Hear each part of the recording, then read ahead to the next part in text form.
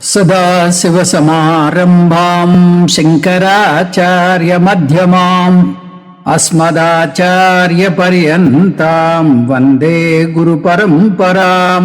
హరి ఓం శ్రీ గురుభ్యో నమః. హరి ఓం. ఈరోజు మనం మాండూక్యోపనిషత్తు మొదలు పెట్టుకోబోతున్నాం. ఈ మాండూక్యోపనిషత్తులో 4 ప్రకరణాలున్నాయి. ఈరోజు మొదటి ప్రకరణం. మాండూక్యోపనిషత్తు శంకరాచార్యుల వారు భాష్యం రాసిన అన్ని ఉపనిషత్తుల కన్నా అతి చిన్నది. అందులో కేవలం 12 మంత్రాలు మాత్రమే ఉన్నాయి. ఇది అధర్వణ వేదానికి చెందినది. అధర్వణ వేదానికి చెందిన ఇంకొక ఉపనిషత్తు మనం అధ్యయనం చేసింది ముండకోపనిషత్తు. ఇదే వేదానికి చెందిన కైవల్యోపనిషత్తు కూడా మనం అధ్యయనం చేశాం. కొంతమంది ఈ రెండిటి పేర్ల భేదాన్ని గ్రహించక మాండూక్యోపనిషత్తును మాండుక ఉపనిషత్తు అంటారు. మాండుక ఉపనిషత్తు అంటూ ఏం లేదు. ముండక ఉపనిషత్తు ఉంది, మాండూక్య ఉపనిషత్తు ఉంది. అయితే దీనికి ఆ పేరు ఎలా వచ్చింది? మామూలుగా మండూకము అంటే కప్ప అని అర్థం. కప్ప గెంతులు గెంతినట్టు ఇది వేదాంత జ్ఞానంలో మనను గంతులు గెంతిస్తుంది అని కారణం చెప్తారు కొంతమంది. కానీ అసలు కారణం దీన్ని మాండూక ఋషి దర్శించారు. మాండూక్యం పదం మండ్ ధాతువు నుంచి వచ్చింది. మండ్ అంటే మండయతి అంటే ఆనందంలో రమించటం. మాండుక అంటే ఎప్పుడు ఆనందంలో ఉండే వ్యక్తి అనే అర్థం. ఇది ఋషికి సరిగ్గా సరిపోతుంది. ఎందుకంటే ఋషి తను పొందిన జ్ఞానం వల్ల ఎప్పుడూ ఆనందంలోనే రమిస్తాడు. ఆత్మన్యేవ ఆత్మనాతుష్ట అని మనం గీతలో చూసాం. ఉపనిషత్తు వివరణ చూద్దాం ఇప్పుడు. ఇందులో 12 మంత్రాలే ఉంటాయి. ఈ ఉపనిషత్తును సూత్రభూత ఉపనిషత్తు అంటారు. ఎందుకంటే వేదాంత బోధన కేవలం 12 మంత్రాలు బోధించడం చాలా కష్టం. తక్కిన ఉపనిషత్తులో చాలా వివరంగా బోధించిన విద్యను ఇక్కడ సార రూపంలో చెప్పబడింది. వేదాంతం అంతా మాండూక్యంలో టూకీగా వచ్చేస్తుంది. మొట్టమొదట ఈ ఉపనిషత్తును నేర్చుకోకూడదు. కనీసం 4-5 ఉపనిషత్తులు నేర్చుకున్నాక ఈ ఉపనిషత్తుకు వస్తేనే బాగా అర్థమవుతుంది. స్వామీజీ అదే వరుస క్రమంలో బోధిస్తారు. ఇది చిన్న ఉపనిషత్తు అయినా ఇది ఒక సంపూర్ణమైనటువంటి ఉపనిషత్తు. అందువల్ల చాలా ముఖ్యమైన ఉపనిషత్తు. ముక్తికోపనిషత్తు అని ఇంకొక ఉపనిషత్తు ఉంది. అది 10 ఉపనిషత్తుల్లోకి రాకపోయినా పేరు పొందిన 108 ఉపనిషత్తుల్లోకి వస్తుంది. ఆ ఉపనిషత్తులో శ్రీరాముడు ఆంజనేయులు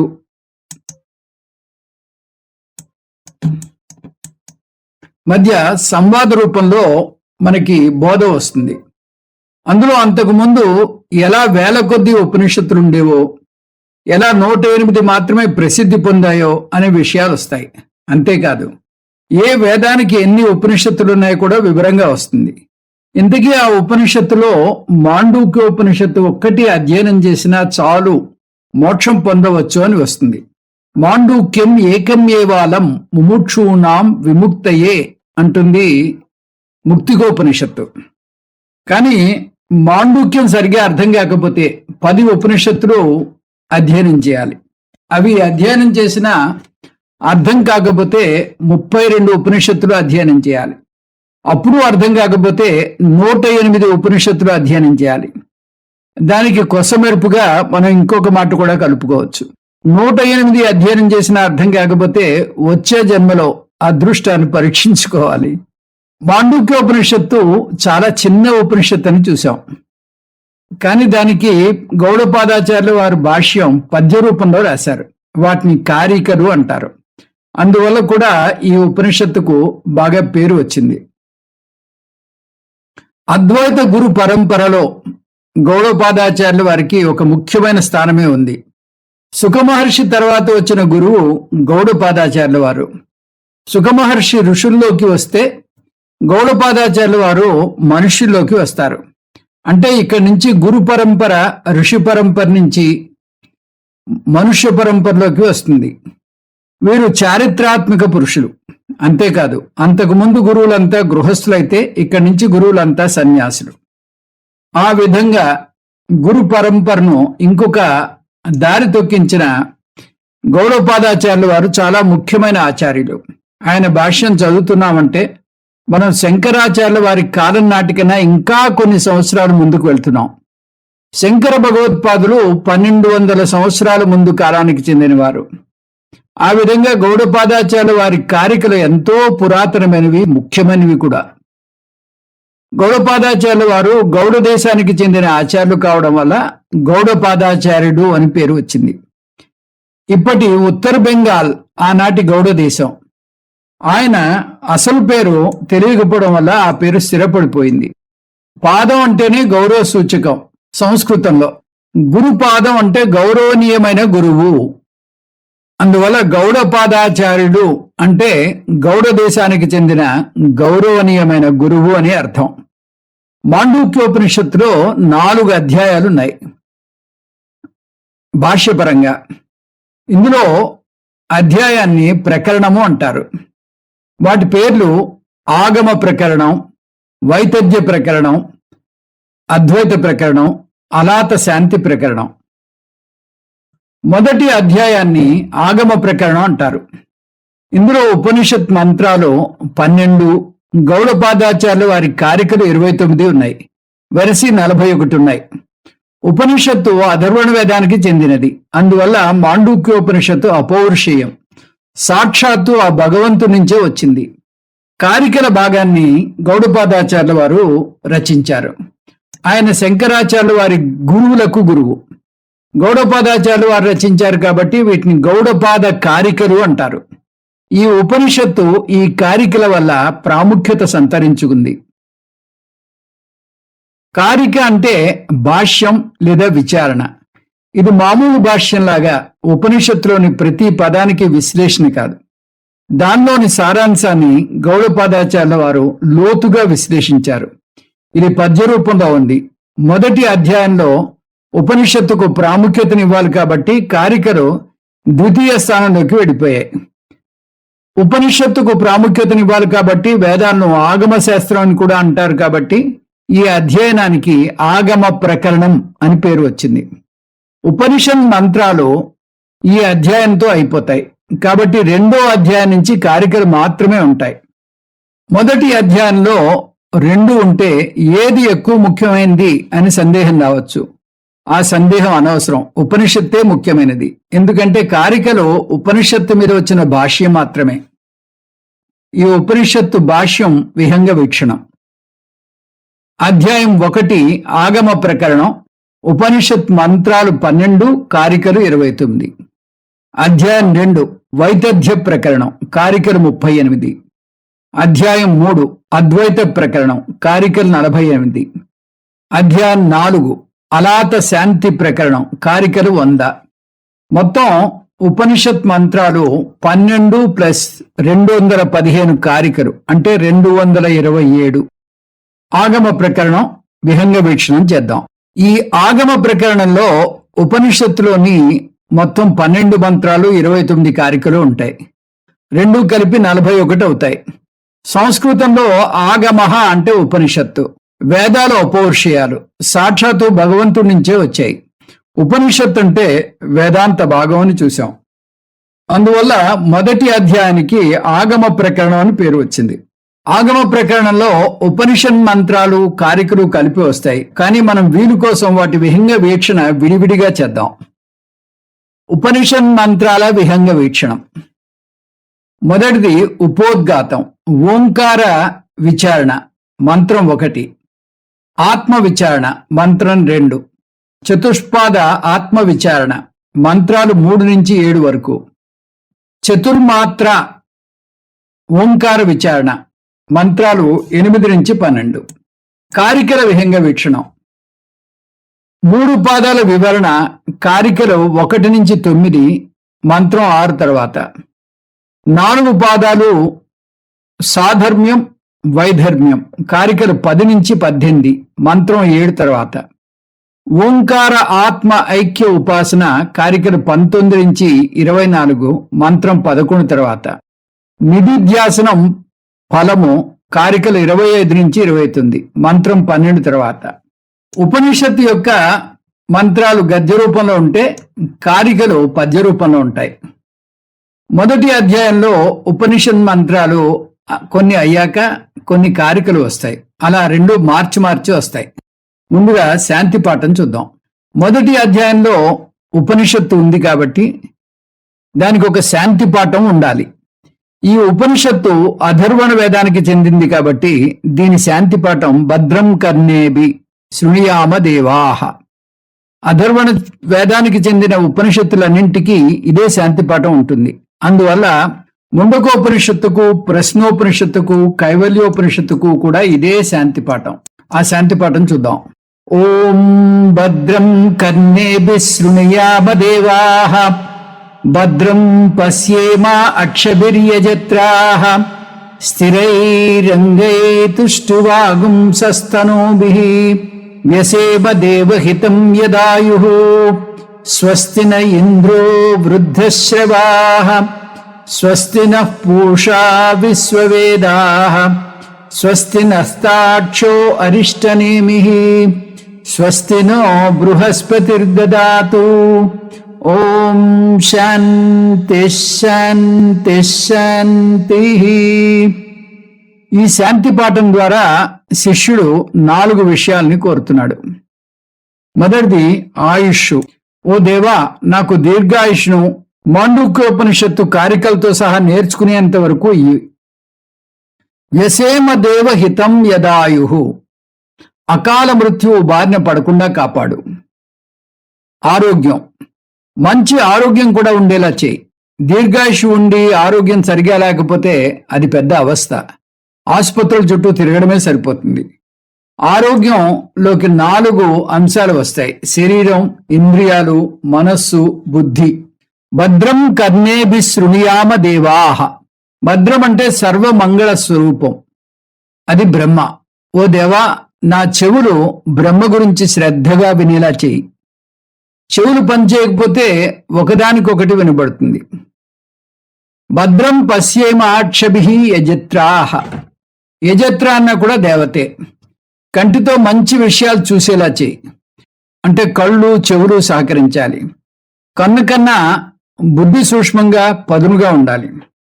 స్థిరైః అంగైః తుష్టువాగుంసస్తనూభిః. సూక్తుల ద్వారా నిన్ను ప్రార్థన చేయడానికి మంచి అంగాలను సమకూర్చు.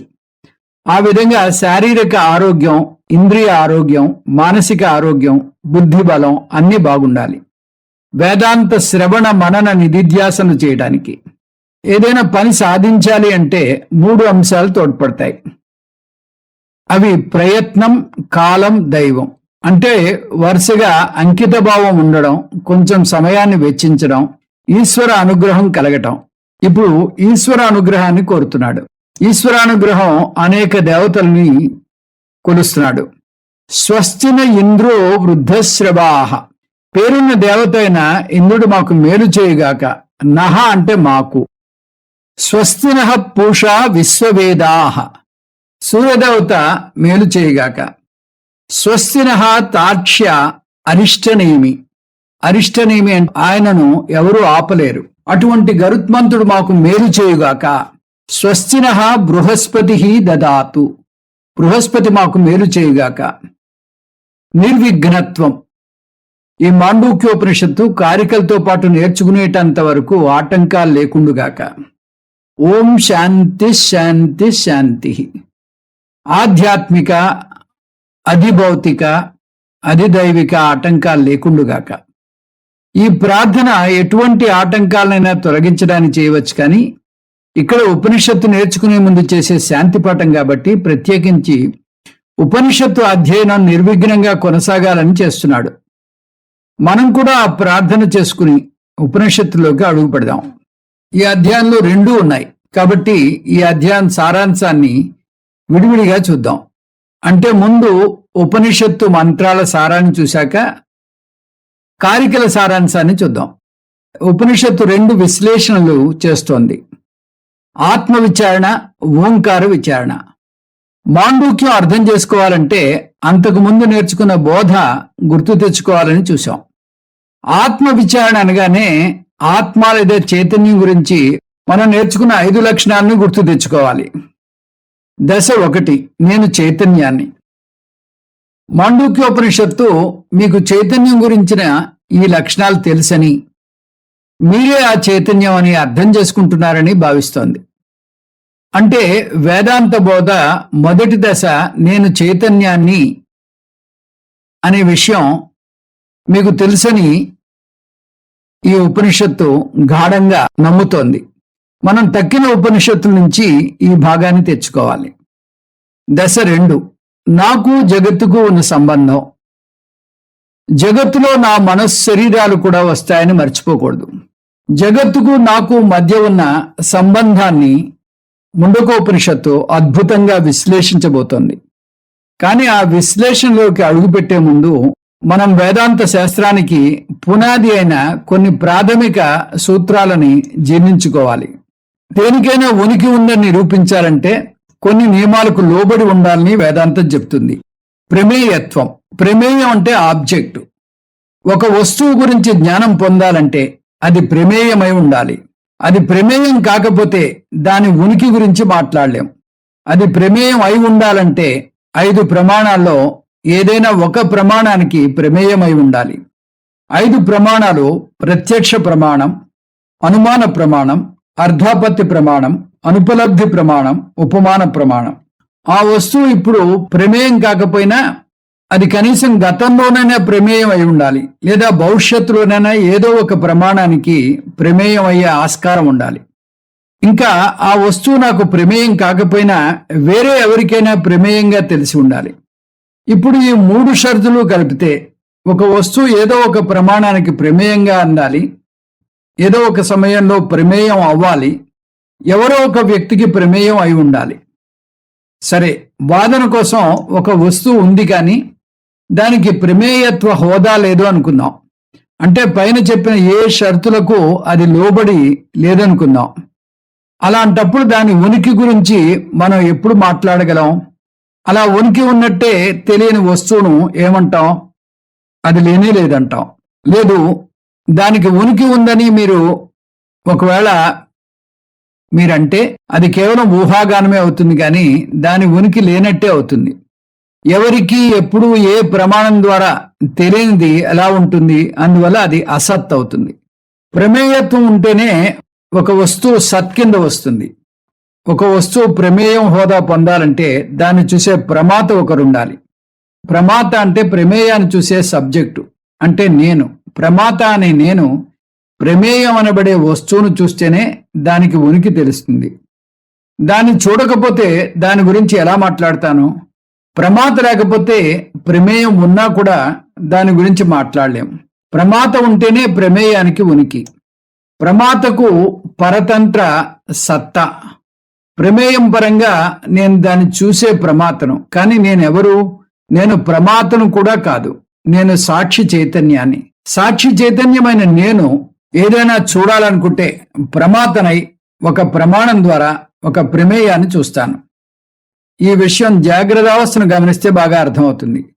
జాగ్రత్తావస్థలో సాక్షి చైతన్యమైన నేను అనేక ప్రమాణాల ద్వారా అనేక ప్రమేయాల గురించి తెలుసుకుంటాను. అప్పుడు ప్రమాత వేషాన్ని వేసుకుంటాను. స్వప్న ప్రపంచంలో కూడా ఇదే పద్ధతి. నేను స్వప్న శరీరం ధరించి స్వప్న ప్రమాతగా స్వప్న ప్రమాణాలతో స్వప్న విషయాలను చూస్తాను.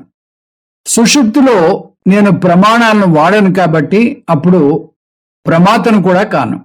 అందువల్ల ప్రమాత అంటే తెలుసుకునే నేను, కానీ ఆ తెలుసుకునే నేనికి సాక్షినైన నేను తెలుసుకోవాలనుకుంటేనే ఉనికి ఉంటుంది, లేకపోతే లేదు. అంటే ప్రమాత ఉనికి సాక్షి మీద ఆధారపడి ఉంటుంది. ప్రమాతకు స్వతంత్ర సత్తా లేదు. ఇంతవరకు చూసిన 3 అంశాలను క్రోడీకరించి చూస్తే ప్రమేయానికి ప్రమాతకు కూడా పరతంత్ర సత్తా మాత్రమే ఉంది. ప్రమేయం దాని ఉనికికి ప్రమాత మీద ఆధారపడితే ప్రమాత సాక్షి లేదా ఆత్మ మీద ఆధారపడుతుంది. ఈ 2 వాక్యాలను కలిపితే ప్రమేయం ప్రమాత 2 సాక్షినైన నా మీదే వాటి యొక్క ఉనికికి ఆధారపడతాయి. కాకపోతే వాటి మధ్య చిన్న భేదం ఉంది. ప్రమాత ప్రత్యక్షంగా నా మీద ఆధారపడితే ప్రమేయం పరోక్షంగా నా మీద ఆధారపడుతుంది. నేను ఒక వ్యక్తికి 2 లక్షలు అప్పిచ్చాను. అప్పు తీసుకున్న అతను అందులోంచి ఇంకొక వ్యక్తికి 1,00,000 అప్పిచ్చాడు అనుకుందాం. ఇద్దరూ నా మీదే ఆధారపడినట్టే. రెండో వ్యక్తి మొదటి వ్యక్తి మీద ఆధారపడ్డాడు, నిజమే. కానీ ఆ మొదటి వ్యక్తికి డబ్బు ఎక్కడిది? నా నుంచే వచ్చింది కదా. ఆ విధంగా ఇద్దరూ నా మీదే ఆధారపడ్డారు. ఆ విధంగా తెలుసుకునే వ్యక్తి, తెలుసుకోబడే వస్తువు కూడా నా మీదే, సాక్షి చైతన్యమైన నా మీదే ఆధారపడ్డారు. ప్రమాత ప్రమేయాలది పరతంత్ర సత్తా, మిథ్యా నామరూపం. ఇక్కడకు మనం వేరే ఉపనిషత్తుల్లో నేర్చుకున్న కొన్ని కాన్సెప్ట్లు తెచ్చుకోవాలి. దేనికైతే పరతంత్ర సత్తా ఉంటుందో అది మిథ్య. మిథ్య అంటే దానికి విడిగా ఉనికి లేదు. ఈ సూత్రం ప్రకారం ప్రమాత ప్రమేయం రెండు మిథ్య అని చెప్పవచ్చు. రెండిటికి విడిగా ఉనికి లేదు కాబట్టి. తర్వాత ఏదైతే మిథ్యో అది కేవలం నామం రూపం మాత్రమే అని చెప్పవచ్చు. నామరూపాత్మకం అవి సత్యవస్తువు మీద ఆధారపడతాయి. సత్యవస్తువును నేను, ఆత్మను, సాక్షి చైతన్యాన్ని. దీన్ని తిరిగేసి చెప్పాలంటే సత్య ఆత్మనైన నేనే ప్రమాతగా, ప్రమేయంగా మిథ్యా నామరూపాలతో ప్రకటితమవుతున్నాను. నేను ప్రమాత ప్రమేయాల వేషాలు ధరిస్తున్నాను, ఆత్మ యొక్క వేషాలు. ఇంకొక మెట్టు పైకెక్కుదాం. కనిపిస్తున్న వీటిని 3 తెగల కింద విభజించవచ్చు. స్థూల నామరూపం జాగ్రత్త అవస్థలో, సూక్ష్మ నామరూపం స్వప్నావస్థలో, కారణ నామరూపం సుషుప్తి అవస్థలో. జాగ్రత్త అవస్థలో సాక్షినైన నేను స్థూల మిథ్యా నామరూపాలలో జాగ్రత్త ప్రమాత, జాగ్రత్త ప్రమేయంగా వేషాలు వేసుకుంటున్నాను. అప్పుడు నా వేషం పేరు స్థూల ఆత్మ. స్వప్నావస్థలో సూక్ష్మ మిథ్యా నామరూపాలతో స్వప్న ప్రమాతగా, స్వప్న ప్రమేయంగా వేషాలు వేసుకుంటాను. అప్పుడు నా వేషం పేరు సూక్ష్మ ఆత్మ. సుషుప్తి అవస్థలో కారణ మిథ్యా నామరూపాలతో సుషుప్తి ప్రమాత, సుషుప్తి ప్రమేయంగా వేషాలు వేసుకుంటాను. కానీ అవి అవ్యక్త దశలో ఉంటాయి. అప్పుడు నా వేషం పేరు కారణ ఆత్మ. వీటిని మళ్ళీ చూద్దాం. స్థూల ఆత్మ ఇజ్ ఈక్వల్ టు జాగ్రత్త ప్రమాత ప్లస్ జాగ్రత్త ప్రమేయం. సూక్ష్మ ఆత్మ ఇజ్ ఈక్వల్ టు స్వప్న ప్రమాత ప్లస్ స్వప్న ప్రమేయం. సుషుప్తి ఆత్మ ఇజ్ ఈక్వల్ టు సుప్త ప్రమాత ప్లస్ సుషుప్తి ప్రమేయం. అంటే ఆత్మనైన నేను వేసుకునే 3 వేషాలు ఇవి. నేను నా పరంగా చూస్తే నేను తురియ ఆత్మను. పైన చెప్పినవేవీ కాదు, అవి నా వేషాలు మాత్రమే. మాతృ ప్రమేయ విలక్షణ ఆత్మ అహమస్మి.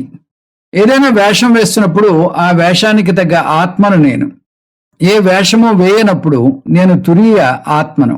ఈ విధంగా నాకు 4 అంశాలు లేదా లక్షణాలు ఉన్నాయి. వాటిని పాదాలు అంటోంది ఉపనిషత్తు. ఆ 4 అంశాలు స్థూల ఆత్మ, సూక్ష్మ ఆత్మ, కారణ ఆత్మ, తురియ ఆత్మ. అందువలనే ఆత్మను చతుష్పాత్ ఆత్మ అంది ఉపనిషత్తు. స్థూల ఆత్మ, సూక్ష్మ ఆత్మ, కారణాత్మ, తురియాత్మ రూపేణ అహం చతుష్పాత్ ఆత్మ భవామి. 4 పాదాలు ఉంటే వీటిలో ఏది సత్యం అని సందేహం రావద్దు. మొదటి 3 మిథ్య, ఎందుకంటే అవి మిథ్యా నామరూపాలతో ఉన్నాయి.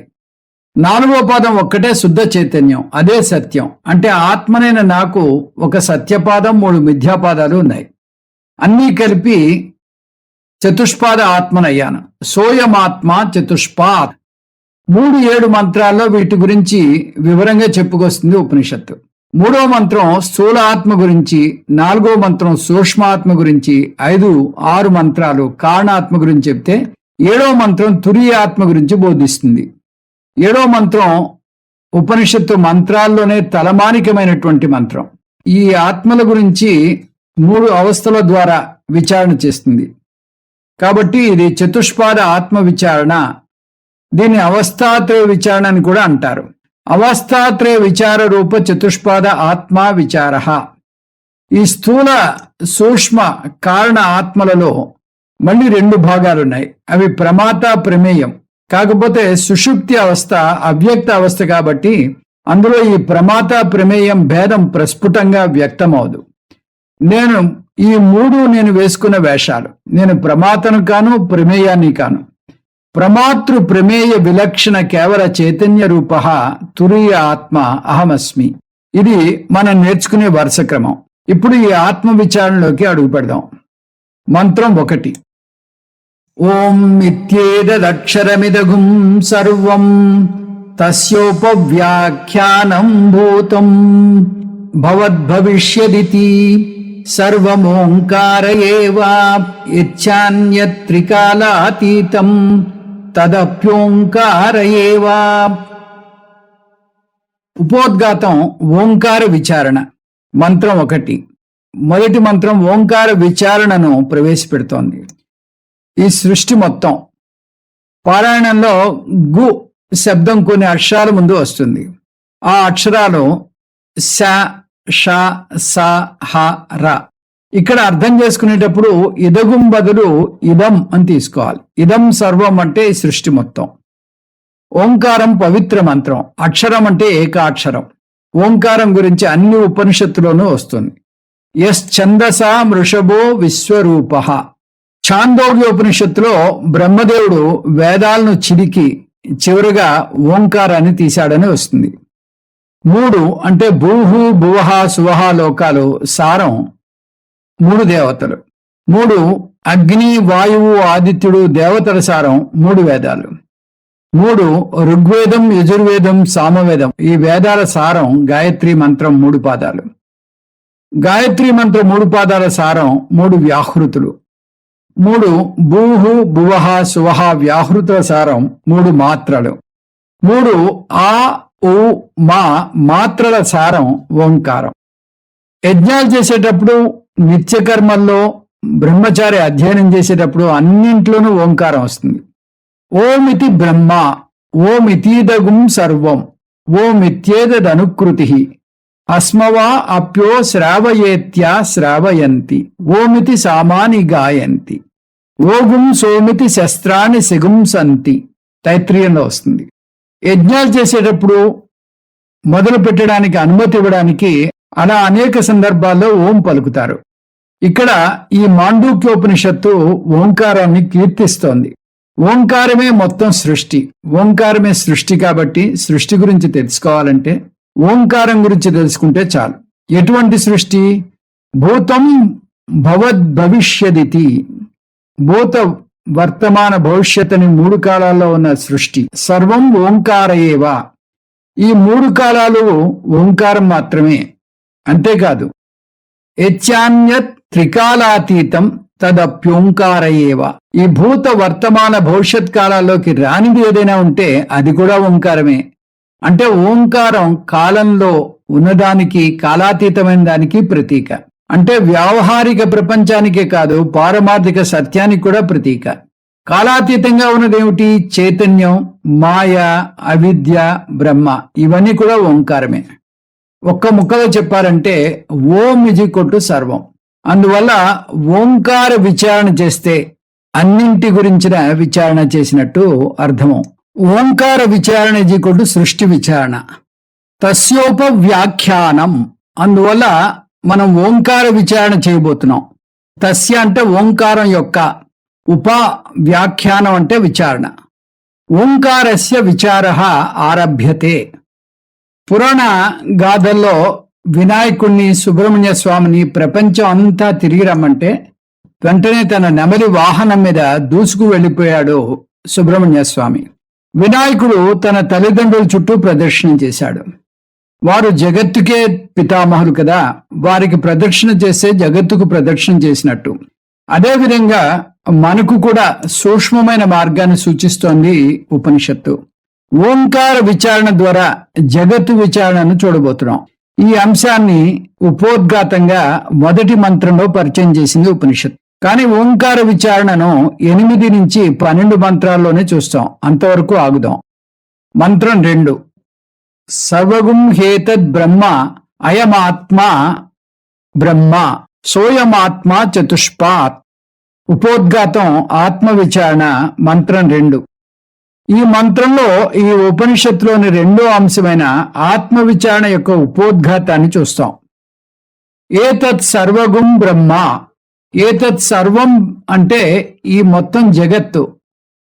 కాలం గురించి వచ్చిన మాటలు మొదటి మంత్రం నుంచి ఇక్కడికి తెచ్చుకోవాలి. భూతం భవద్ భవిష్యదితి. భూత వర్తమాన భవిష్యత్ అనే 3 కాలాల్లోనూ ఉన్న సృష్టి మొత్తం బ్రహ్మ. యచ్చాన్య త్రికాలాతీతం. ఈ భూత వర్తమాన భవిష్యత్ కాలాల్లో రానిది ఏదైనా ఉంటే అది కూడా బ్రహ్మే. అంటే కాల అంతర్గత కాల బహిర్గత సర్వము బ్రహ్మే. ముందు మంత్రంలో వచ్చిన ఈక్వేషన్ ఓం ఇజ్ ఈక్వల్ టు సర్వం. ఈ మంత్రంలో వచ్చిన ఈక్వేషన్ సర్వం ఇజ్ ఈక్వల్ టు బ్రహ్మ. అక్కడేమో ఓంకారం విచారణ చేస్తే సర్వ విచారణ చేసినట్టు అవుతుంది అని అర్థం వచ్చింది. ఇక్కడేమో బ్రహ్మ విచారణ చేస్తే సర్వ విచారణ చేసినట్టు అని అర్థం వస్తుంది. ఎటువంటి బ్రహ్మ? అయమాత్మ బ్రహ్మ. అయమాత్మ బ్రహ్మ. బ్రహ్మ అంటే వేరే ఏదో కాదు, ఈ ఆత్మే. ఆత్మ అంటే నేను. అయం పదం నేనును సూచిస్తోంది. ఈ నేనును దగ్గరగా ఎప్పుడూ అందుబాటులో ఉంటాను. అది ఎన్నడూ పరోక్ష విషయం కాదు. అయం అపరోక్షతయా ఉపలభ్యమానః అంటే ఎప్పుడూ అందుబాటులో ఉంటాను. ఈ మంత్రంలోనే మనకు రెండు ఈక్వేషన్లు వచ్చాయి. సర్వం is equal to Brahma, Brahma is equal to ఆత్మ. అందువల్ల సర్వం ఈజ్ ఈక్వల్ టు ఆత్మ. A is equal to B, B is equal to C అయితే A is equal to C. తద్ భిన్నం తద్ భిన్నా భిన్నం ఇది న్యాయ. అందువల్ల ఆత్మ విచారణ ఈజ్ ఈక్వల్ టు సర్వ విచారణ.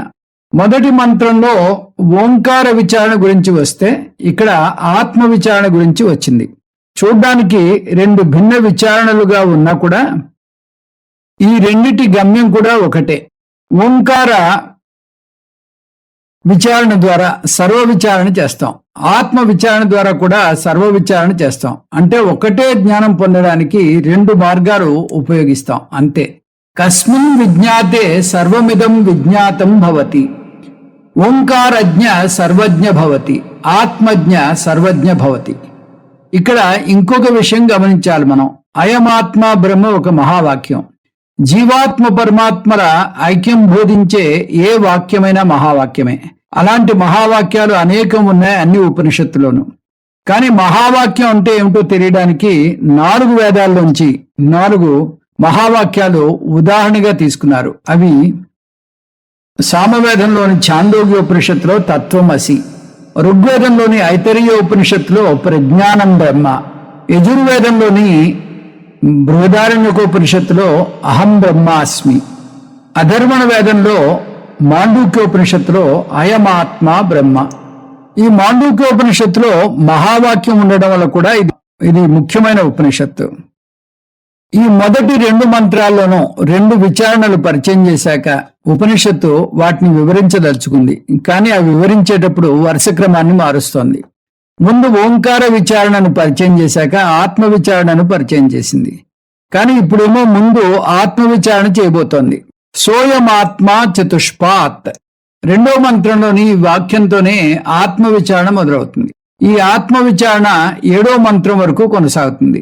ఈ ఆత్మ చతుష్పాద ఆత్మ అంటోంది ఉపనిషత్తు. అంటే 4 పాదాలు ఉన్న ఆత్మ అని అర్థం.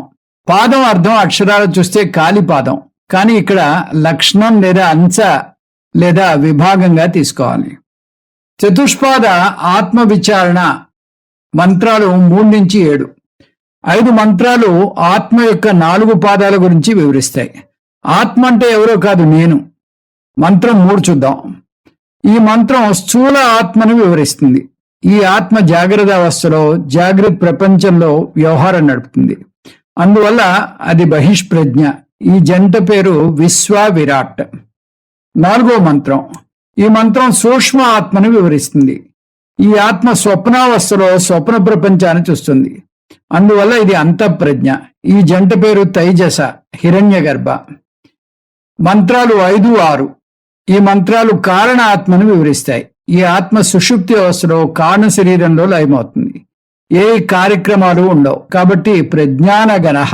ఈ జంట పేరు ప్రాజ్ఞ ఈశ్వర. ఈ విధంగా 3 పాదాలు గుణాలున్న ఆత్మను వివరిస్తాయి. మంత్రం 7 అసలు ఆత్మ యొక్క నిర్వచనంలోకి అడుగు పెడుతోంది ఉపనిషత్తు ఈ మంత్రంలో. అందువల్ల ఇది చాలా చాలా ముఖ్యమైనటువంటి మంత్రం. అసలు నేను ఎవరు, నా స్వరూపం ఏమిటి, ఇది 3 భాగాలుగా వివరిస్తోంది. ప్రమాతృత్రయ విలక్షణం. నాంత ప్రజ్ఞం న బహిష్ప్రజ్ఞం నో భయతో ప్రజ్ఞం న ప్రజ్ఞానగణం న ప్రజ్ఞం నా ప్రజ్ఞం. నేను తురీయమైన బహిష్ప్రజ్ఞను కాదు, అంతఃప్రజ్ఞను కాదు, ఘనప్రజ్ఞను కాదు. అంటే విశ్వ తేజస ప్రాజ్ఞలను కాదు. అవి నేను వేసుకున్న వేషాలు మాత్రమే. ఆ విధంగా ప్రమాతృత్రయ విలక్షణం, ప్రమేయత్రయ విలక్షణం, అదృష్ట మవ్యవహార మగ్రాహ్య మలక్షణం అచింత్యం మవ్యపదేశం. పంచ జ్ఞానేంద్రియాలకు పంచ కర్మేంద్రియాలకు అనుమాన ప్రమాణానికి మనోవృత్తికి వాక్కుకి అందదు. అది సర్వ ప్రమాణ అగోచరం. ఆ విధంగా ప్రమేయత్రయ విలక్షణం, త్రయ అధిష్టానం, ఏకాత్మ ప్రత్యయసారం, ప్రపంచోపశమం, శాంతం, శివం, అద్వైతం, చతుర్థం మన్యంతే స ఆత్మ సవిజ్ఞేయ. ఒకే ఆత్మ ప్రత్యయ ప్రమాణంగా కలది. ప్రపంచం మిథ్య, తురీయం సత్యం. ఈ అద్వైత తురీయాన్ని 4వ అవస్థ అని అజ్ఞానులు పొరబడుతున్నారు. తురీయం 4వ పాదం 3 అవస్థల్లోనూ అధిష్టానంగా ఉంది. అది శాంతం, శివం, అదే ఆత్మ. దాన్ని తెలుసుకో. నేను తురీయాన్ని అని తెలుసుకోవడం ఎలా? నాకు జాగ్రత్త అవస్థలో ఉన్న విశ్వ తెలుసు, స్వప్నావస్థలో ఉన్న తేజస్సు తెలుసు, సుషుప్తి అవస్థలో ఉన్న ప్రాజ్ఞ తెలుసు. ఈ తురీయావస్థలో దొరుకుతుందా? నిర్వికల్పక సమాధిలో దొరుకుతుందా? అలాంటి 4వ అవస్థ లేనే లేదు. నిర్వికల్ప సమాధిలోనూ దొరకదు. దానికి ఒకటే మాట వేసింది ఉపనిషత్తు, ఏకాత్మ ప్రత్యయ సారం. నిర్గుణ చైతన్యం సగుణ చైతన్యం అంతటా ఉంటుంది. తురీయం విశ్వ తేజస ప్రాజ్ఞ 3ఇంటిలోనూ ఉంది. తురీయాన్ని తెలుసుకోవడం కోసం 4వ అవస్థ కోసం వెతకని అవసరం లేదు. జాగ్రత్త అవస్థలో ఉంటూ విశ్వధార తురీయానికి వెళ్ళాలి. సగుణ నేను మైనస్ గుణం ఇజుకొట్టు నిర్గుణ నేను. తండ్రి నేను మైనస్ తండ్రి హోదా ఇజుకొట్టు శుద్ధ నేను. అలా నేను తర్వాత ఏ పదం వేసినా అది ఒక గుణం అవుతుంది. తురీయాన్ని ఎలా అర్థం చేసుకోవాలి? ఇప్పుడు మనం సాంకేతిక రంగంలో అడుగు పెడుతున్నాం. ఈ అనువృత్తి ద్వారా తురీయాన్ని ఎలా అర్థం చేసుకోవాలి? నేను ఎరుకలో ఏమిటి సమానంగా, ఈ నేను ఎరుకలో ఏమిటి సమానంగా ఉంది? నేను చైతన్యాన్ని. నేను జడమైతే నాకు నేను అనే ఎరుక ఉండదు. నా జీవితంలో వచ్చే అన్ని దశల్లోనూ నేను నిరంతరంగా కొనసాగుతున్నాను. ఈ నేనుకు కొన్ని గుణాలు కలుపుతూ వస్తాను. నేను అప్పుడు విచారంగా ఉన్నాను, ఇప్పుడు ఆనందంగా ఉన్నాను. నేను అప్పుడు కుంగిపోయాను, ఇప్పుడు తిప్పుకున్నాను అంటాను. అంటే ఒకప్పుడు ఉన్న భావోద్రేకం ఇప్పుడు లేదు. నాకు ఈ భావోద్రేకాలన్నీ తెలుస్తున్నాయి. నేను చైతన్య తత్వాన్ని. నేను దుఃఖంలోనూ ఉన్నాను, ఆనందంలోనూ ఉన్నాను. ఈ భావోద్రేకాలు మారుతూ ఉంటాయి కాబట్టి అవి నా స్వరూపం కాదు. ఇప్పుడు ఈ నిరంతరం నేను సంతోషంగా ఉండే నేనా, దుఃఖంతో ఉండే నేనా? సంతోషంగా ఉండే నేను నా స్వరూపం అయితే నేను ఎప్పుడూ సంతోషంగా ఉండాలి. కానీ దుఃఖంతో ఉండే నేను నా స్వరూపం అయితే నేను ఎప్పుడూ దుఃఖంతో ఉండాలి. అలాగే బాలుడు అయిన నేను నా స్వరూపం అయితే ఎప్పుడూ బాలునిగానే ఉండాలి. అంటే నేను పదం తర్వాత కలిపినవి ఏవి నేను కాదు. అవి నాకు ఆపాదింపబడ్డ గుణాలు, అవి నేను కాను. నేను ఆనందంగా ఉన్నాను, ఆనందం గుణం, చైతన్యమైన నేను. బాలునిగా ఉన్నాను, బాలుని గుణం, చైతన్యమైన నేను. ఈ ఆనందం బాలుడైన గుణాలకు రాకపోకలున్నాయి, అంటే వచ్చిపోతాయి. ఈ వాక్యాల్లో సమానంగా ఉన్న లక్షణం చైతన్యమైన నేను. ఆనందం ఉన్నా లేకపోయినా చైతన్యమైన నేను ఉన్నాను. నేను బాల్య దశలో ఉన్నా దాటిపోయినా కూడా నేను చైతన్యంగా ఉన్నాను. అంటే తురీయాన్ని ఎలా అర్థం చేసుకోవాలి? నేను తర్వాత కలిపిన గుణాన్ని వదిలేయాలి. ముందు వాక్యాన్ని మళ్ళీ చూద్దాం. నేను బాలునిగా ఉన్నాను = అనువృత్తి అని నేను, వ్యావృత్తి అని బాలుడు. వ్యావృత్తి తీసేస్తే మిగిలేదేమిటి? అనువృత్తి అని నేను. నేను బాలునిగా ఉన్నాను మైనస్ బాలుడు = నేను ఉన్నాను. నేను ఆనందంగా ఉన్నాను మైనస్ ఆనందం = నేను ఉన్నాను. ఈ వాక్యాలన్నింట్లోనూ సమంగా ఉన్నది నేను. ఆ నేను శుద్ధ చైతన్యం. ఉపనిషత్తు దీన్ని ఏకాత్మ ప్రత్యయ సారం అంటోంది. ఈ సూత్రాన్ని బంగారం ఆభరణాలకు అన్వయిస్తే తేలిగ్గా అర్థం చేసుకోగలం. బంగారు గాజు మైనస్ గాజు = బంగారం. బంగారు గొలుసు మైనస్ గొలుసు = బంగారం. బంగారు ఉంగరం మైనస్ ఉంగరం = బంగారం. ఈ 3 పదాల్లోనూ సమానంగా ఉన్న పదం బంగారం. గాజు, గొలుసు, ఉంగరం వచ్చిపోతాయి. అవి నామరూపాలు మాత్రమే. నామరూపాలు ఆగమాపాయి, బంగారం అనాగమాపాయి. ఇప్పుడు ఇదే సూత్రాన్ని తురీయానికి అన్వయిద్దాం. విశ్వ తేజస ప్రాజ్ఞలను తీసుకుని వాటిని విశ్లేషించాలి. విశ్వ నేను మైనస్ బహిష్ప్రజ్ఞ, తురీయం నేను, న బహిష్ప్రజ్ఞ. తేజస మైనస్ అంతఃప్రజ్ఞ, అది తురీయం నేను, నా అంతఃప్రజ్ఞ.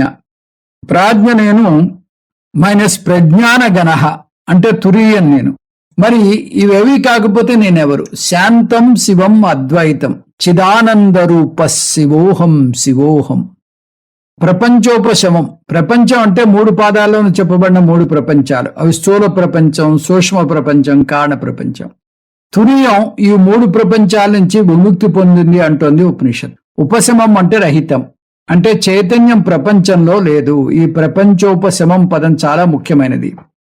గౌడపాదాచార్యులు వారు 2వ అధ్యాయాన్ని ఈ పద విశ్లేషణకు కేటాయించారు. అని వైతథ్య ప్రకరణం అంటారు.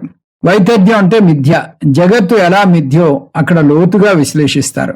ఉపనిషత్తు ప్రపంచాన్ని తోసిపుచ్చుతోంది. అంటే ప్రపంచం సత్తులోకి రాదు, అసత్తులోకి రాదు అని అర్థం.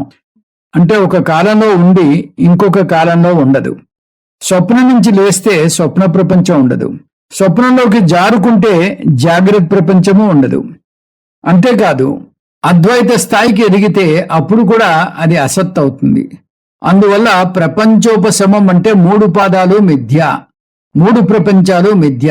ఇది మనను తర్వాత వచ్చే పదానికి తీసుకువెళ్తుంది. అద్వైతం.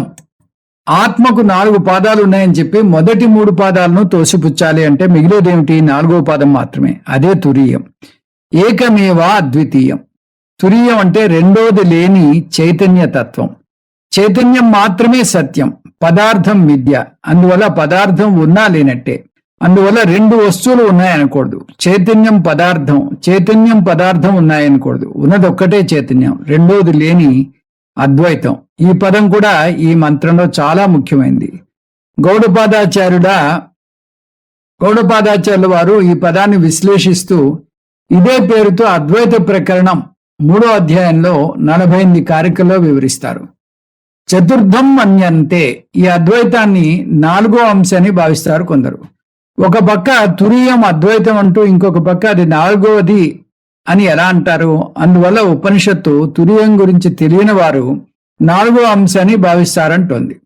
వారు విశ్వ, తేజస, ప్రాజ్ఞులు కూడా తురీయం అంత సత్యం అనుకుంటారు. అందువల్ల తురీయం వారికి 4వ అంశం. కానీ జ్ఞానులకు తురీయం ఒక్కటే ఉంది, అది అద్వైతం.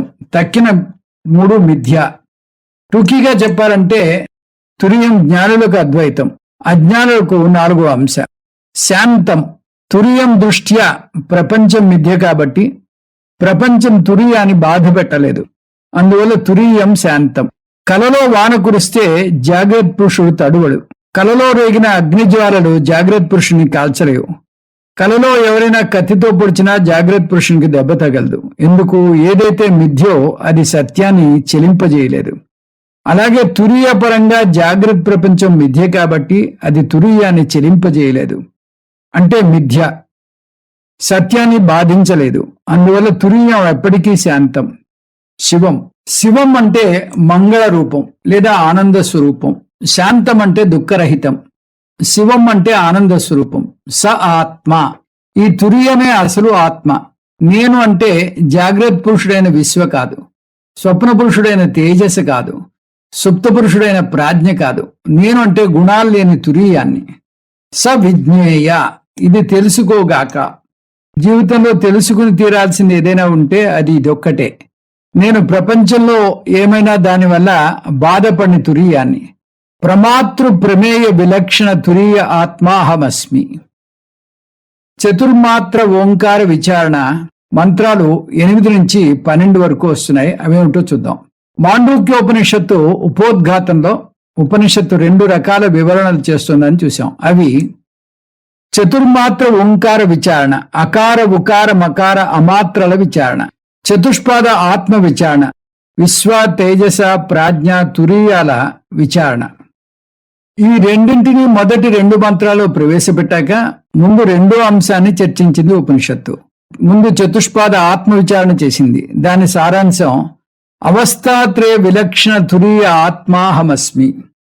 దీన్ని గౌడపాదాచార్యుల వారు మరింత లోతుగా విశ్లేషించి ఈ 4 పాదాల వివరణ చేసి వాటి సాధర్మ్యం వైధర్మ్యం చూపించి తురీయాన్ని వివరించారు. దాని సారాంశం, అజ్ఞానం పొరపాట్ల విలక్షణమైన తురీయాన్ని నేను.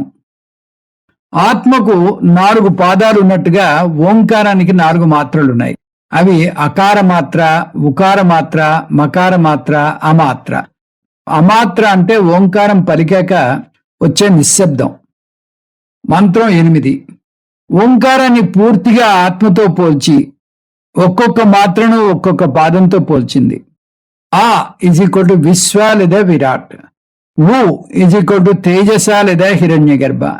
మా ఈజ్ ఈక్వల్ టు ప్రాజ్ఞ లేదా ఈశ్వర.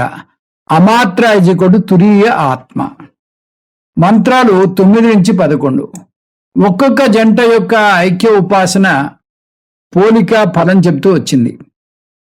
అకార విశ్వ లేదా విరాట్ ఆప్తి ఆప్నోతి సర్వాన్ కామాన్. ఐక్య ఉపాసన ఆది ఆదిశ్చ భవతి. ఉకార తైజస హిరణ్య గర్భ ఉత్కర్ష ఉత్కర్షతి. ఐక్య ఉపాసన ఉభయత్వం సమానశ్చ భవతి. మకార ప్రాజ్ఞ ఈశ్వర మితి మినోతి ఇదం సర్వం. ఐక్య ఉపాసన అపీతి అపీతిశ్చ భవతి. ఈ ఫలాలు సకామ ఉపాసనకు నిష్కామ ఉపాసనకు చేస్తే నిధిధ్యాసనానికి మనస్సు సిద్ధమవుతుంది. ఉపనిషత్తు ముఖ్యోద్దేశం ఉపాసన కానీ ఈ ఫలాలు కానీ కాదు, ఓంకార విచారణకు రమ్మంటోంది. అది మంత్రం 12లో చూస్తాం. మంత్రం 12. అమాత్రశ్చతుర్థో అవ్యవహార ప్రపంచోపశమం శివోద్వైత ఏవ మోంకార. ఆత్మైవ సంవిసిత్యాత్మన ఆత్మానం ఏవం వేద. చతుష్పాద ఆత్మ విచారణలో ప్రపంచత్రయాన్ని నిషేధించడం ద్వారా ప్రపంచ అధిష్టానం తురీయం అని తెలుసుకున్నాం. అలాగే ఇప్పుడు మాత్రాత్రయాన్ని నిషేధించడం వల్ల అమాత్రని చేరుకున్నాం. అమాత్ర అంటే ఓంకారం పలికాక వచ్చే నిశ్శబ్దం. ఆ నిశ్శబ్దాన్ని అమాత్ర అని ఎందుకంటారంటే దీనికి సరిహద్దులు లేవు. అకార ఉకార మకారానికి సరిహద్దులున్నాయి. అమాత్రకు ఈ మంత్రంలో వచ్చిన నిర్వచనం ఇంచుమించు తురీయానికి 7వ మంత్రంలో వచ్చిన నిర్వచనంతో సరిపోతుంది. అదృష్టం అవ్యవహారం అగ్రాహ్యం అలక్షణం అచింత్యం అవ్యపదేశం ఏకాత్మ ప్రత్యయసారం ప్రపంచోపశమం శాంతం శివం అద్వైతం చతుర్థం మన్యంతే స ఆత్మ సవిజ్ఞేయ.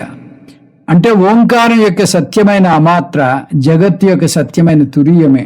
అమాత్రశ్చతుర్థ.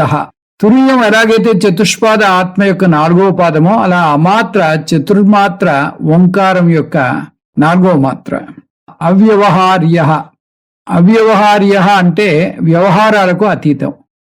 తురీయం గురించి ఎలా మాట్లాడలేమో అలాగే నిశ్శబ్దం గురించి కూడా మాట్లాడలేము. నిశ్శబ్దం గురించి మాట్లాడడం అనేది పరస్పర విరోధంగా ఉంటుంది. ఒక వ్యక్తి నోరు విప్పి మాట్లాడితే అతను ఏ భాష మాట్లాడుతున్నాడో చెప్పవచ్చు. ఒక గదిలో 4 కూర్చుని 4 దక్షిణ భారతీయ భాషలు మాట్లాడుతుంటే ఇదిగో ఇతను మాట్లాడుతున్నది తెలుగు, ఇతను మాట్లాడుతున్నది తమిళం అని చెప్పవచ్చు. కానీ వారు మాటలు ఆపేసి నిశ్శబ్దంగా కూర్చుంటే ఇది తమిళ నిశ్శబ్దం, ఇది తెలుగు నిశ్శబ్దం అనే భేదాలు చూపించలేం. అందువల్ల నిశ్శబ్దం అవ్యవహారం. ప్రపంచోపశమం ప్రపంచ రహితం. తురీయంలో పదార్థ ప్రపంచాన్ని నిషేధిస్తే అమాత్రలో పద ప్రపంచాన్ని నిషేధిస్తాం. పదార్థ ప్రపంచం అంటే వస్తువులతో కూడిన ప్రపంచం లేదా రూప ప్రపంచం. పద ప్రపంచం అంటే పేర్లతో కూడిన ప్రపంచం లేదా నామ ప్రపంచం. రూప ప్రపంచం లేకపోతే నామ ప్రపంచానికి చోటేది? పదార్థాలు లేకపోతే వాటిని చూపించే పదాలు అవసరం లేదు, నిఘంటువు అవసరమే లేదు. శివ అందువల్ల మంగళకరం. ఏదైనా మాట్లాడితేనే సమస్య వస్తుంది. అందువల్లనే ఇంగ్లీష్లో speech is silver, silence is golden అంటారు. వాక్కు వెండి, నిశ్శబ్దం బంగారం. అందువల్ల నిశ్శబ్దం ఎప్పటికీ ఆనంద స్వరూపం. అద్వైత అంటే రెండోది లేనిది. ఈ పదాలన్నీ ఇలాగే తురీయ నిర్వచనంలో చూస్తాం. ఏవం ఓంకార ఆత్మైవ. ఈ విధంగా ఓంకారం ఆత్మ 100కి 100 పాళ్ళు ఒకటే. ఓంకారం యొక్క 4 మాత్రలు ఆత్మ యొక్క 4 పాదాలు అతికినట్టుగా సరిపోతాయి. చతుర్మాత్ర ఓంకార చతుష్పాత్ ఆత్మైవ. సంవిశత్యాత్మాన మాత్మానం య ఏవం వేద. ఎవరైతే ఈ విధంగా తెలుసుకుంటాడో అతను తన స్వరూపంలో ప్రవేశిస్తాడు. ఎవరైతే తను విశ్వ కాదు, తేజస కాదు, ప్రాజ్ఞ కాదు, తను తురీయం అని అర్థం చేసుకుంటాడో అతను తురీయంలో ఐక్యమవుతాడు. తురీయ జ్ఞానేన తురీయ భవతి. తన స్వరూపం గురించి 7, 12 మంత్రాల్లో చూసిన నిర్వచనాలు అర్థం చేసుకుంటే తన స్వరూపంలో నిలుస్తాడు. ఇక్కడ విషయాన్ని గమనించాలి. అమాత్ర అంటే నిశ్శబ్దం అన్నాం. నిశ్శబ్దం అంటే శబ్దం లేకపోవడం అనే మామూలు అర్థం కాదు. శబ్దం లేకపోతే దానికి ఉనికి కూడా ఉండదు. అప్పుడు సత్యం అంటే అసత్యం అయిపోతుంది. అందువల్ల నిశ్శబ్దాన్ని సరిగ్గా అర్థం చేసుకోవాలి. నిశ్శబ్దం అంటే శబ్దం లేదని తెలియజెప్పే చైతన్యం. ఓంకారం అంటే శబ్దం లేకపోవడం కాదు, చైతన్య స్వరూపం. ఆ చైతన్యం వల్లనే శబ్దం లేదని చెప్పగలుగుతున్నాం. నిశ్శబ్ద చైతన్యమే 4వ మాత్ర. ఆ మాత్ర యొక్క ఇంకొక ప్రత్యేకత, అది శబ్దంలోనూ ఉంటుంది, కేవలం నిశ్శబ్దం ఆ ఊ మాల్లో ఉండదు. ఎందుకంటే శబ్దం ఉన్న చోట నిశ్శబ్దం ఉండలేదు. కానీ దీని ప్రత్యేకత, ఈ నిశ్శబ్దం ఆ ఊ మాల్లో కూడా ఉంటుంది. అందువల్ల అమాత్ర అంటే చైతన్యతత్వంగా అర్థం చేసుకోవాలి. ఆ చైతన్య అమాత్ర వేరే ఏదో కాదు, 7వ మంత్రంలో నేర్చుకున్న తురీయమే. తురీయం అంటే చైతన్య రూప నిశ్శబ్దం. ఇది అర్థం చేసుకోవాలి. ఈ ఫలశ్రుతిలో ఉపనిషత్తు చతుర్మాత్ర ఓంకార విచారణను కూడా ముగిస్తోంది. ఇంతవరకు ఉపనిషత్తు సారాంశం టూకీగా చూస్తే 3, 7 మంత్రాల్లో చతుష్పాద ఆత్మ విచారణ, అధిష్టాన తురీయ జ్ఞానం గురించి వచ్చింది. 8 నుంచి 12 మంత్రాల్లో చతుర్మాత్ర ఓంకార విచారణ, అధిష్టాన అమాత్ర జ్ఞానం వచ్చింది. అధిష్టాన తురీయం అధిష్టాన అమాత్ర. 2 విచారణలు చేసినట్టు ఉన్న 2 చేరేది ఒకే లక్ష్యానికే, అది తురీయ చైతన్యానికి. ఆ తురీయం నేను అనే జ్ఞానానికి. శబ్దం నిశ్శబ్దానికి దారితీస్తుంది. నిశ్శబ్దం చైతన్యానికి ప్రతీక. చైతన్యం అంటే తురీయం. తురీయం అహమస్మి. అమాత్రకు తురీయానికి ఉపనిషత్తు సమానంగా వాడిన పదాలు చతుర్దహ అవ్యవహార, ప్రపంచోపశమం, శివం, అద్వైతం. ఇవన్నీ చెప్పి ఓంకార ఆత్మైవ అంది. ఓంకారమే ఆత్మ అంది. ఈ విధంగా ఎవరు తెలుసుకుంటారో అతను తన స్వస్వరూపంలో ప్రవేశిస్తాడు. ఈ విచారణ ఎలా చేయాలి? బంగారు ఆభరణాల ఉదాహరణ తీసుకుందాం. గాజు, గొలుసు, ఉంగరాలను ఓంకార మాత్రాలతోనూ ఆత్మ పదాలతోనూ పోలుద్దాం. గాజు = విరాట్, గొలుసు = హిరణ్య గర్భ, ఉంగరం మా ఈశ్వర, బంగారం అమాత్ర తురీయం. ముందు గాజు తీసుకుందాం. గాజును లోతుగా విశ్లేషిస్తే ఆశ్చర్యకరమైన విషయం, నిజానికి గాజు అనే పదార్థమే లేదు, బంగారం మాత్రమే ఉంది. కంటికి ఎదురుగా గాజే ఉంది, కానీ మీ బుద్ధి మాత్రం అది గాజు కాదు, బంగారం అని చెబుతోంది. అందువల్ల మీరు గాజు అనే పదార్థాన్ని నిషేధించారు. గాజు అనే పదార్థం లేకపోతే ఆ పదార్థాన్ని సూచించే పదం దేన్ని సూచిస్తోంది? దానికి ఉనికి లేదు. పదార్థ నిషేధం పద నిషేధానికి దారితీస్తోంది. ఆ నియమం ప్రకారం విరాట్ని నిషేధిస్తే పదార్థం లేకపోతే దాన్ని సూచించే అకారానికి ఉనికి లేదు. తర్వాత గొలుసు అనే పదార్థం లేదు, దాన్ని సూచించే పదము లేదు. ఇక్కడ హిరణ్య గర్భ అనే పదార్థం లేదు, దాన్ని సూచించే పదం లేదు. అదే సూత్రం ప్రకారం ఉంగరం అనే పదం ఎలా లేవో అలా ఈశ్వర అనే పదార్థం, దాన్ని సూచించే మా పదం లేదు. మనం ఇంత వివరంగా చెప్పిన దాన్ని శంకర భగవత్పాదులు ఒక్క వాక్యంలో చెప్పేశారు. అభిధాన అభిధేయ నిషేధేన తదధిష్టాన ప్రాప్తి ఏవ లక్ష్యం. ఇంతవరకు ఉపనిషత్తు భాగాన్ని చూసాం. ఇప్పుడు కారికల భాగాన్ని చూద్దాం. 3 పాదాల వివరణ. కారికలో 1 నుంచి 9, మంత్రం 6 తర్వాత వస్తోంది. ఈ 3 పాదాల గురించి ఉపనిషత్తు విడివిడిగా చెప్తే గౌడపాదాచార్యులు వాటిని కలిపి వాటి స్థానం, అవి అనుభవించే అంశాలు, అవి తృప్తి చెందే విషయాల గురించి వరుసగా చెప్పారు. స్థానత్రయం కుడి కన్నులో, మనస్సులో, హృదయంలో ఉన్నారు. భోగత్రయం స్థూల ప్రపంచం, స్వప్న ప్రపంచం, ఆనంద అనుభవం. తృప్తిత్రయం స్థూల వస్తువులు, సూక్ష్మ వస్తువులు, ఆనందం. 4 పాదాల సాధర్మ్యం, వైధర్మ్యం. కారికలు 10 నుంచి 18, మంత్రం 7 తర్వాత. అజ్ఞానం, పొరపాటు అనే 2 పదాలు తీసుకుని గౌడపాదాచార్యుల వారు ఈ 4 పాదాల మధ్యనున్న పోలికలను, భేదాలను అనేక కోణాల్లోంచి చెప్పుకొచ్చారు. అజ్ఞానం అంటే నేను తురీయం అనే జ్ఞానం లేకపోవడం. అజ్ఞానం ఉంటే దానివల్ల పొరపాటు ఏర్పడుతుంది.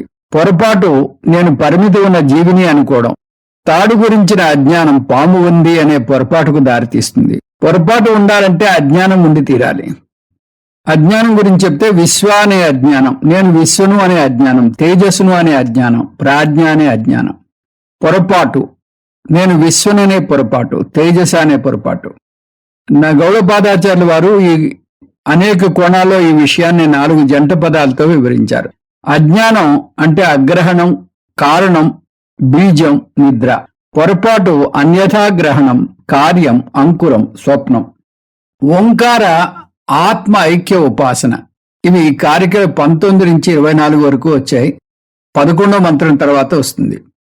ఉపనిషత్తు 9 నుంచి 11 మంత్రాల్లో 3 పాదాలను వాటికి తగ్గ మాత్రలతో ఐక్య ఉపాసన ఎలా చేయాలో వివరించింది. ఆ ఐక్య ఉపాసన చెప్పినప్పుడు 2 సమాన ధర్మాలు చెప్పింది. ఉపాసన నియమం ప్రకారం ఏ గుణం మీద ధ్యానం చేస్తే ఆ గుణం పొందుతాడు సాధకుడు. తదనుగుణమైన ఫలం చెప్తూ వచ్చింది ఉపనిషత్. గౌడపాదాచార్యులు కూడా అవే గుణాలను అవే పదాలతో లేదా ఆ అర్థం వచ్చే పదాలతో కారికలు 19 నుంచి 24 వరకు చెప్పారు. ఆయన పరలోక ఫలాలను అదనంగా చెప్పారు. ఏ సగుణ ఈశ్వరుని మీద ధ్యానం చేస్తే ఆ సగుణ ఈశ్వరునితో ఐక్యం చెందుతారు. నిధిధ్యాసనం ఫలం కారికలు 25 నుంచి 29, మంత్రం 12 తర్వాత. ఆత్మకు ఓంకారానికి మధ్య ఉన్న పోలికలు మళ్లీ గుర్తు చేస్తూ దీని మీద నిధిధ్యాసనం ఎలా చేయాలో కూడా చెప్పారు గౌడపాదాచార్యులు. ఇక్కడ ఓంకారాన్ని ప్రణవం అన్నారు. నవ అంటే పేరు, ప్ర అంటే ఆదర్శవంతమైన, సరైన, అనువైన, చక్కటి అని అర్థం. అందువల్ల ప్రణవం అంటే ఆదర్శవంతమైన పేరు. ఎందుకు ప్రణవం బ్రహ్మకు ఆదర్శవంతమైన పేరు? బ్రహ్మకు వేరే ఏ పదం వాడినా కూడా అది సగుణ బ్రహ్మనో లేదా నిర్గుణ బ్రహ్మనో మాత్రమే సూచిస్తుంది. ఓం ఒక్కటే సగుణ బ్రహ్మకు నిర్గుణ బ్రహ్మకు కూడా సరిపోతుంది. అదెలా? ఓంకార శబ్దం సగుణ బ్రహ్మను సూచిస్తే 2 ఓంకార శబ్దాల మధ్య నిశ్శబ్దం నిర్గుణ బ్రహ్మను సూచిస్తోంది. ఇంకొక ప్రత్యేకత కూడా ఉంది. సగుణ బ్రహ్మకు 3 పాదాలున్నాయి: విరాట్, హిరణ్యగర్భ, ఈశ్వర. అలాగే ఓంకార శబ్దానికి 3 మాత్రలున్నాయి: ఆ, ఉ, మా. ఆ విధంగా ఓం అన్ని విధాలా బ్రహ్మకు సరిపోతుంది. అందువల్ల ఓంకార విచారణ ద్వారా బ్రహ్మ విచారణ చేయవచ్చు. గౌడపాదాచార్యుల వారు ఈ ఓంకార ధ్యానం సాధన చేయాలంటున్నారు. ఓంకారం సగుణ బ్రహ్మ ప్లస్ నిర్గుణ బ్రహ్మ అని చూశాం. గౌడపాదాచార్యుల వారు సగుణ బ్రహ్మను అపరం బ్రహ్మ అని, నిర్గుణ బ్రహ్మను పరబ్రహ్మ అని అంటారు. ముందు ఓంకార ధ్యానం చేసేటప్పుడు శబ్దం మీద దృష్టి పెట్టాలి. తర్వాత నెమ్మదిగా 2 శబ్దాల మధ్య వచ్చే నిశ్శబ్దాన్ని గమనించాలి. నిశ్శబ్దాన్ని గమనించడానికి ఆ 2 శబ్దాల మధ్య ఉన్న నిశ్శబ్దాన్ని పెంచుతూ పోవాలి. ఆ నిశ్శబ్దం గురించి ఉపనిషత్తులో నేర్చుకున్న అంశాన్ని గుర్తు తెచ్చుకోవాలి. ఓంకారం అంటే శబ్దం మాత్రమే కాదని, దాని తర్వాత వచ్చే నిశ్శబ్దం కూడా అని, ఆ నిశ్శబ్దాన్ని అమాత్ర అంటారని నేర్చుకున్నాం. నిశ్శబ్దం అంటే శూన్యం కాదు. నిశ్శబ్దం అంటే ఏమీ లేకపోవడం. దాన్ని చూసే చైతన్యం తప్ప నిశ్శబ్దాన్ని సాక్షిగా చూసేది ఒకటి ఉంది. అదే సాక్షి చైతన్యం, తురీయం. ఆ తురీయం ఆబ్జెక్ట్ కాదు, అది నేనే. నేను అసంగం, నిర్గుణం, ఆనందం. ఓంకార శబ్దం నిశ్శబ్దానికి దారితీస్తుంది. నిశ్శబ్దం సాక్షికి ప్రతీక. సాక్షి అంటే తురీయం, అంటే నేను, శాంతం, శివం, అద్వైతం. ఓంకార ధ్యానం అంటే స్వరూప ధ్యానం. స్వరూప ధ్యానం జ్ఞాననిష్టను కలుగజేస్తుంది. జ్ఞాననిష్ట మోక్షాన్ని ఇస్తుంది. దీన్నే జీవన్ముక్తి అంటారు. దీంతో ఉపనిషత్ మంత్రాలు, వాటి మీద గౌడపాదాచార్యుల వారి టూకీగా చేసిన విశ్లేషణ అయిపోయింది. ఓం తత్సత్. సర్వం శ్రీకృష్ణ అర్పణమస్తు. ఓం పూర్ణమదః పూర్ణమిదం పూర్ణాత్ పూర్ణముదచ్యతే పూర్ణస్య పూర్ణమాదాయ పూర్ణమేవావశిష్యతే. ఓం శాంతి శాంతి శాంతి. హరి ఓం. శ్రీ గురుభ్యో నమః. హరి ఓం.